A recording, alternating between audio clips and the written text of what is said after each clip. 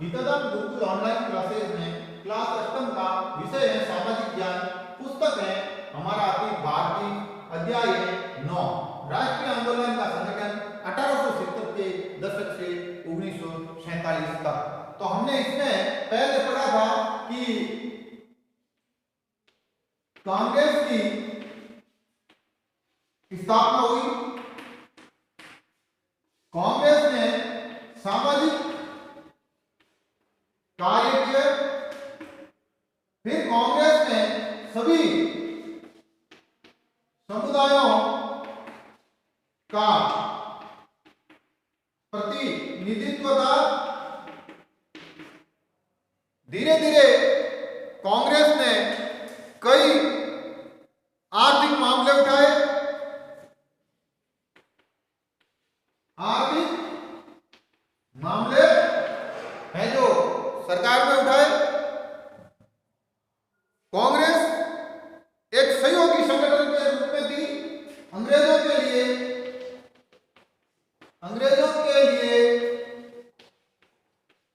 कांग्रेस एक सहयोगी संगठन के रूप में थी, सहयोगी संगठन के रूप में थी।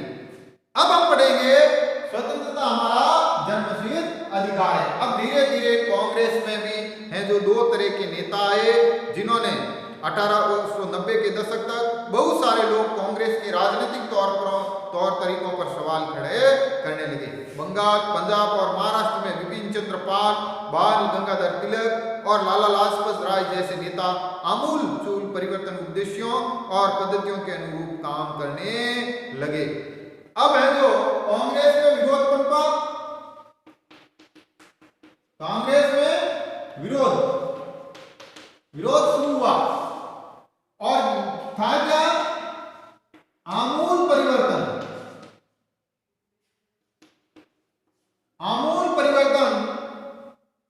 के लिए कांग्रेस में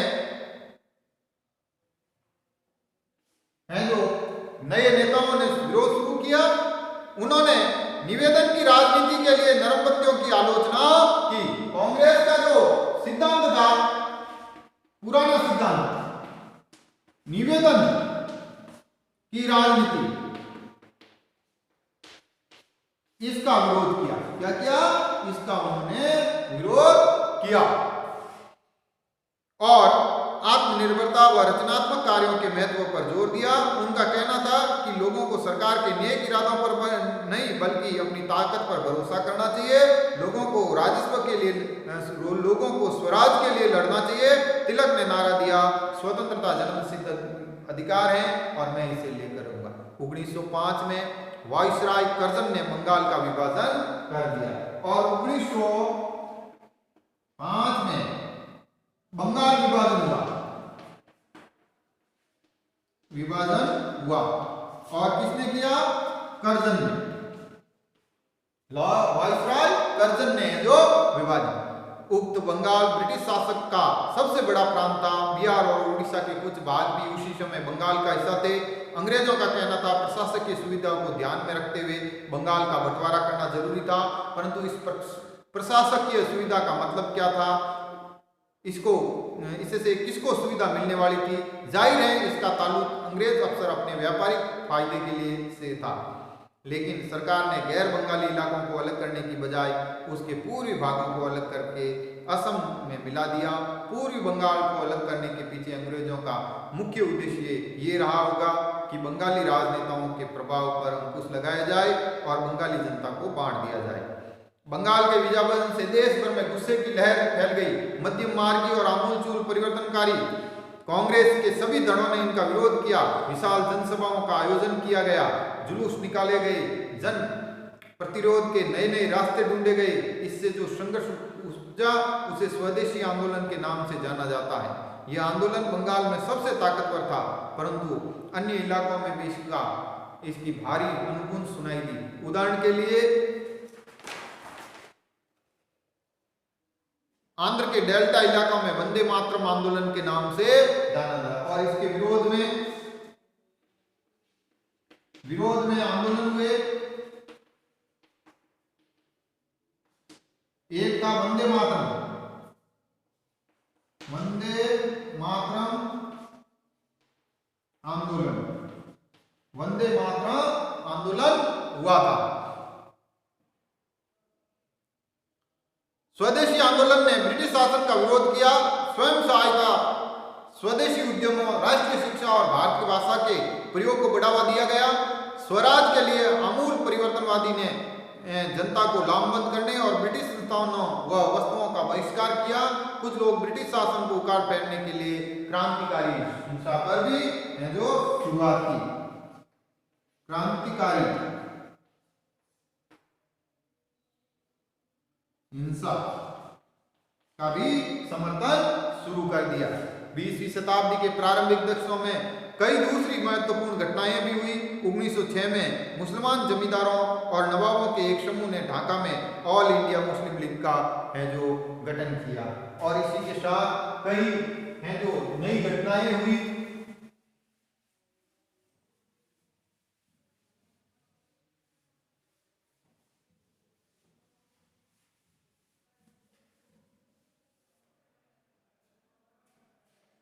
उन्नीस सौ 6 में ऑल इंडिया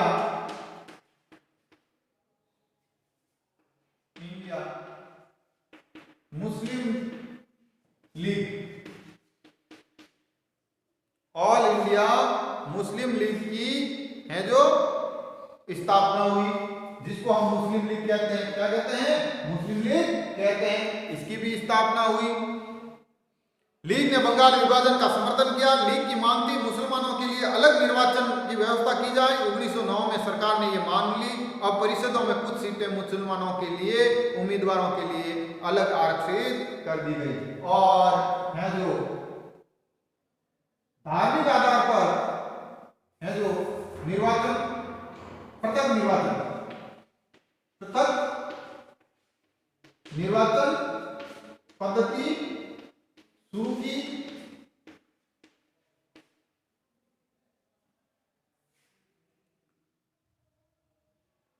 मुस्लिम जनता द्वारा चुनकर भेजा जाना था। इसी राजनेताओं ने अपने धार्मिक समुदाय के लोगों को राजनीतिक समर्थक बनाने का लालच पैदा हो गया।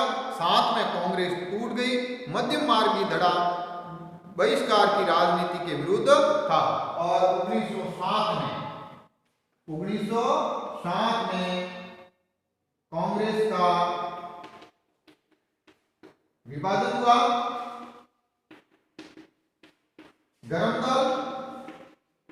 गरम दल और नरम दल, यानी उदारवादी और अनुदारवादी। इसके लिए लोगों का मानना था कि इसके लिए बल प्रयोग की आवश्यकता होती है, जो कि सही नहीं है। संगठन टूटने के बाद पर कांग्रेस मध्यम मार्ग का दबदबा बन गया, जबकि तिलक के अनुयायी बाहर से काम करने लगे। दिसंबर 15 में दोनों खेमों में फिर एकता स्थापित हुई और फिर 1915 में कांग्रेस का पुनः विलय, क्या हुआ? पुनः विलय हो गया।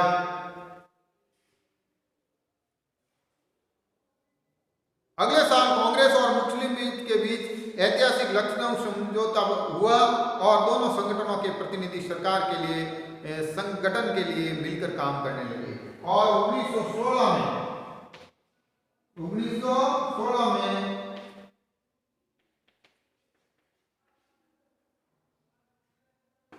कांग्रेस ने मुस्लिम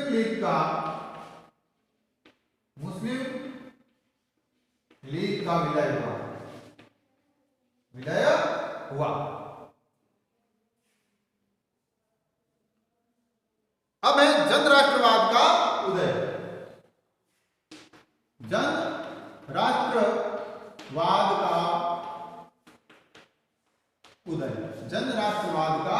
उदय 1919 के बाद अंग्रेजों के खिलाफ चल रहे संघर्ष का धीरे धीरे एक आंदोलन में तबलीग हो गया। किसान, आदिवासी, विद्यार्थी और महिलाएं बड़ी संख्या में इस आंदोलन से जुड़ते गए। कई बार औद्योगिक मजदूरों ने भी आंदोलन में योगदान दिया। 20 के दशक में कुछ खास व्यावसायिक समूह भी कांग्रेस के समर्थन देने को सक्रिय हो गए थे। अब 1919 में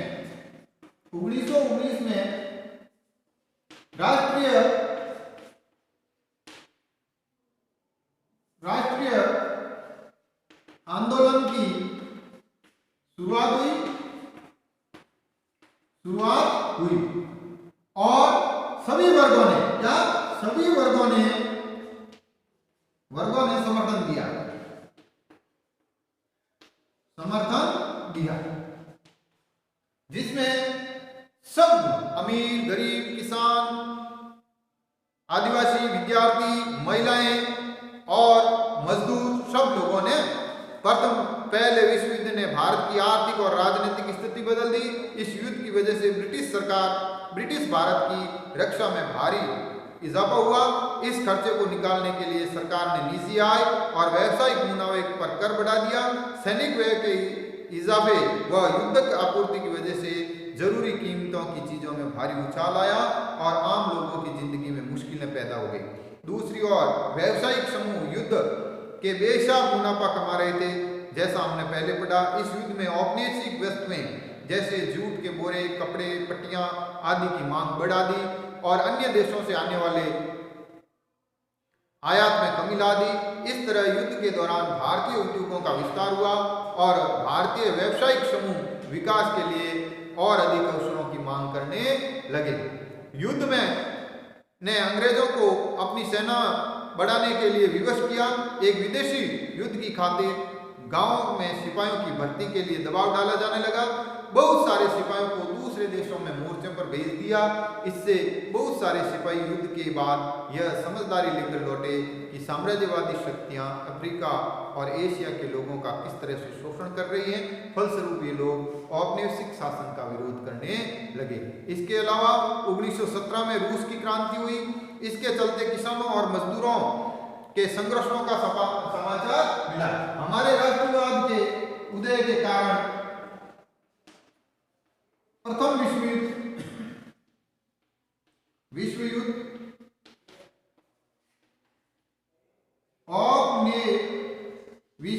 औपनिवेशिक